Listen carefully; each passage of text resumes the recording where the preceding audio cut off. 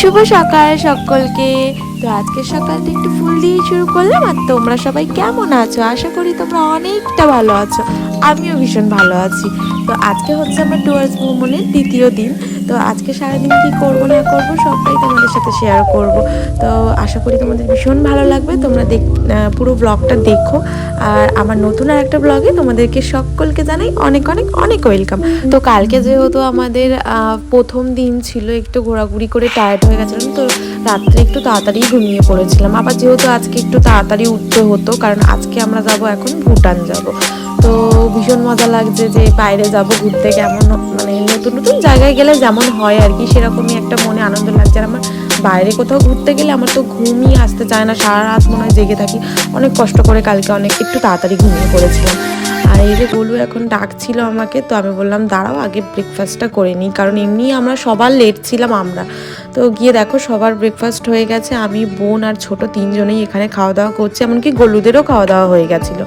তো যাই হোক তাড়াতাড়ি করে আমি খেয়ে টেয়ে নিলাম, একটু জুস খেয়েছিলাম আর একটু ওই আলুর দম, ডিম আর লুচি না ওই যে কি পুরি টাইপের বলে, তো সেটাই ছিল। তো সকালবেলা যেহেতু এত টেস্টি খাবার মনে হচ্ছে খাই, আবার মনে হচ্ছে এতটা রাস্তা জার্নি করব, পাহাড় তো উঠলে এমনি খেলে বেশি খেলে একটা কেমন হয় না, বমিটিং টাইপের হয়। তো যাই হোক অল্প অল্প সব কিছু খেয়েছিলাম। তো খেয়ে এই যে বেরিয়ে গেলাম, আর এখন উঠবো আমরা গাড়িতে। চলেও এসছে আমাদের গাড়ি। আর বাইরেটা দেখছো পুরো একদম কিচ্ছু দেখা যাচ্ছে না কুয়াশাতে। তো চলো, আজকের ব্লগটা কিন্তু খুবই সুন্দর আর খুবই ভালো আর ইন্টারেস্টিং হতে চলেছে। তো চলো তোমরা দেখতে থাকো, আশা করি তোমাদের ভীষণ ভালো লাগবে। আর বাসে উঠেই দেখো গোলু কিন্তু ওর মায়ের পাশে বসবে না, কারোর পাশেই বসবে না, ও আমার পাশেই বসবে। ও আমাকে ভীষণ ভালোবাসে, আমিও ওকে ভীষণ ভালোবাসি। তো যাই হোক সারাক্ষণটাও আমার কাছেই থাকে। যে কদিন ওর সাথে আগেরবারও দার্জিলিং যখন ঘুরতে গেছিলাম তখনও সবসময় আমার কাছে আসতো, আমার কাছে থাকতো যতক্ষণ থাকতো সারাদিনটা। তো তারপর যখন রাত্রে শুতে যেত আবার শুতে যেত।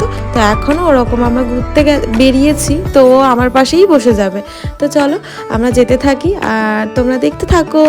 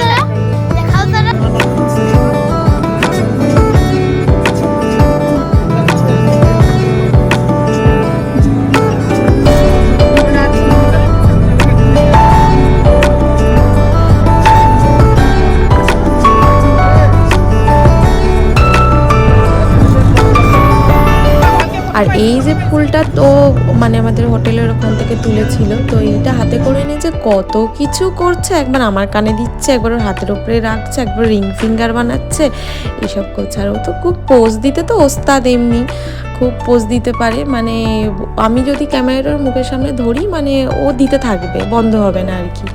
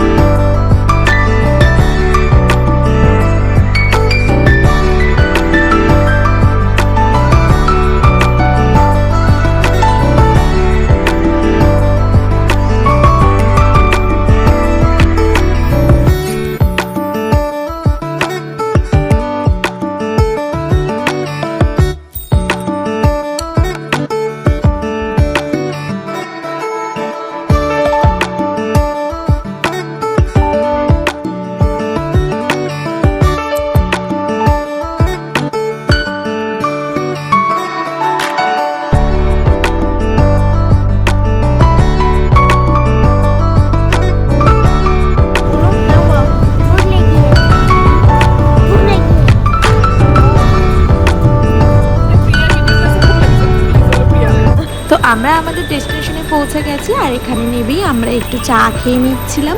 আর আমি না, সবাই খাচ্ছিল, তো সবাই ওইদিকে ছিল, আমি একটু এদিকে দাঁড়িয়েছিলাম। তো চা খেয়েছি, আর গোলুর বাবা আমাকে না আমাদের সবাইকেই চকলেট দিয়েছিল, তো চকলেটও খেয়েছিলাম। আর এখানে এসে একটু সমস্যা পড়ে গেছিলাম, কারণ আমরা সবাই ভিতরে চলে এসেছিলাম, ছোটোকে ওখানে আটকিয়ে দিয়েছিল। তারপর মানে মেন যে গেটটা আমাদের পাস করতে হয় ডকুমেন্টস দেখিয়ে, সেখানে তো ওর হচ্ছে আধার কার্ডটা না ভোটার কার্ডটা কি চেঞ্জ করে ওখান থেকে করিয়ে আবারও এই যে এখন এলো। তো তারপর এখন আমরা এই যে তারপর আর এক জায়গায় আমাদের চেকিং হচ্ছিল, তো সেখানে আবার রিয়াকে আটকিয়ে দিয়েছিল। তো এই যে এখানে আবার দাঁড়িয়ে দাঁড়িয়ে রিয়ার জন্য ওয়েট করছিলাম, তারপর রিয়াও চলে এলো। তো চলো, গোলুকে তো সবসময় দেখাই, আর গোলুর বাবা মাকে এই যে একসাথে এখন পেয়েছি, তো তোমাদেরকেও দেখিয়ে দিই। এইটা হচ্ছে গোলুর মা আর পাপা। তো এরপর আমাদের ভুটানে মানে আমাদের বর্ডারের ওই পার থেকেই আমরা গাড়ি ঠিক করে রেখেছিলাম যে কোন গাড়িতে যাব না যাব। তো সেই দাদা আমাদেরকে এই যে গাড়ির এখানে এখন নিয়ে আসলো, মানে যখন আমরা আমাদের ডকুমেন্টসগুলো দেখিয়ে যখন আসলাম ভুটানের ভিতর, তো দাদাই আমাদেরকে নিয়ে আসলো। আর এই যে ছিল আমাদের ড্রাইভার দাদা, তো দাদাই আমাদেরকে পুরোটা বুঝিয়ে একদম ভালোভাবে ভুটানটা যেখানে যেখানে মনেস্ট্রি ছিল, তারপর যেখানে যেখানে ভিউ পয়েন্ট ছিল, সব জায়গাগুলো দাঁড় করিয়ে বলে বুঝিয়ে দেখিয়েছে। খুব ভালো করে গাইড করে দাদা আমাদেরকে ঘুরিয়েছিল, আর ভীষণ ভালো ঘুরেছি। ভুটানটা ভীষণ ভালো লেগেছে। আরেকটু যদি ভালো করে ঘুরে দেখতে পেতাম, বা আরেকটু যদি টাইম থাকতো তাহলে আরও ভালো হতো, তাহলে আরও অনেকটা ঘুরে দেখতে পারতাম, কারণ একদিনে তো আর সব কিছু কভার করা সম্ভব না। যতটুকানি আমরা ঘুরেছিলাম, ভিউ পয়েন্টগুলো দারুণ ছিল।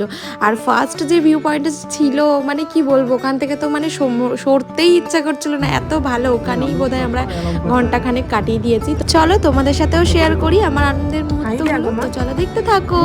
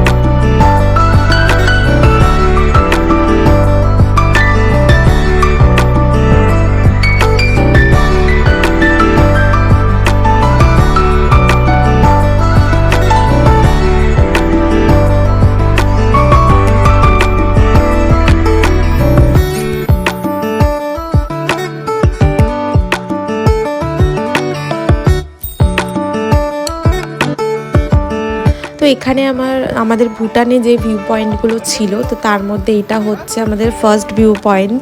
আর এত সুন্দর ছিল এই হ্যাঙ্গিং ব্রিজটা, তোমরা দেখো পুরোটা, তাহলে বুঝতে পারবে। আমার তো মানে কোনো মতেই ব্রিজ থেকে ওই পারটাও যেতে ইচ্ছে করছে না, এবার মনে হচ্ছে মাঝখানেই দাঁড়িয়ে থাকি।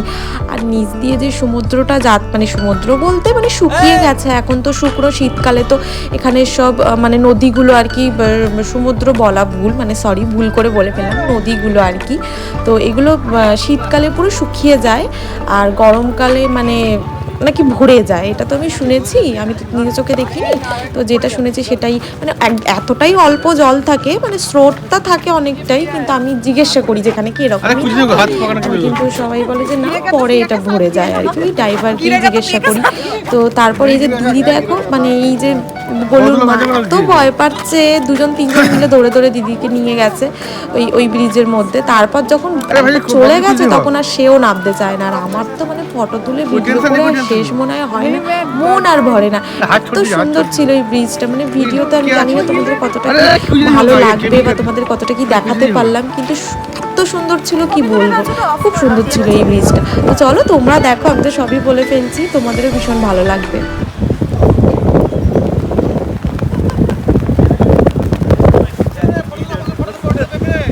আমি তুলে দিচ্ছি, চল।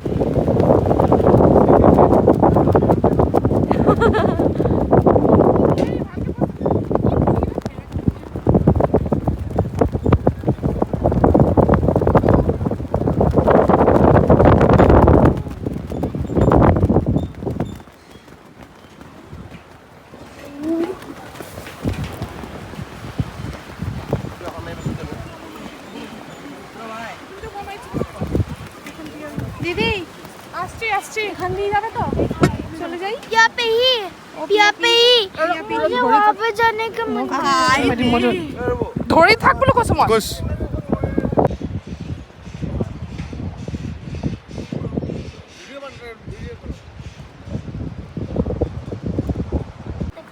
धीरा होगा समय धीरा होगा फिर भूल का स्पीड धीरा होगा फिर भूल नहीं गिरेगा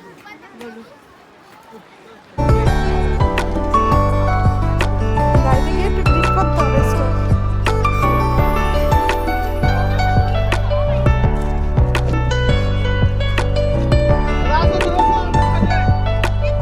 তো এরপর আমরা আবার গাড়িতে উঠে পড়লাম আমাদের নেক্সট ভিউ পয়েন্টের উদ্দেশ্যে। তো চলো আমরা যেতে থাকি আর তোমরা দেখতে থাকো।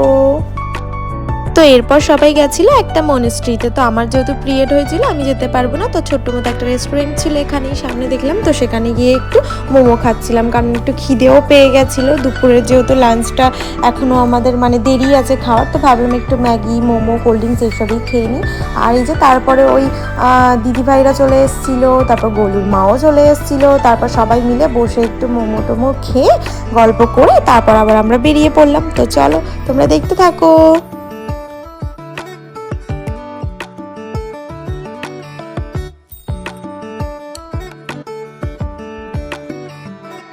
তো ভুটান থেকে আমরা যখন আবার ইন্ডিয়াতে ব্যাক করছিলাম তখন এখানে না এইভাবেই মানে রুলস আছে ওদের, যে এইভাবে রাস্তা দিয়ে লাইন করে করে প্রায় 1-1.5 ঘন্টা ধরে এরকম লাইন করে করে গিয়ে তারপর আবার বর্ডারে গিয়ে চেকিং করে তারপর আবার আমাদেরকে বর্ডার ক্রস করতে হয়। তো তারপর কিছুটা দূর এসে আমরা রাস্তারই একটা পাশে একটা নদীর ধারে একটু দুপুরের লাঞ্চটা, দুপুর বলা যায় না তখন প্রায় সন্ধ্যা হয়ে গেছিলো, তো লাঞ্চ করে আবার গাড়িতে উঠে গেছিলাম। তো এরপর রুমে গিয়ে একটু ফ্রেশ হয়েই চলে গেলাম 31st নাইটের পার্টিতে।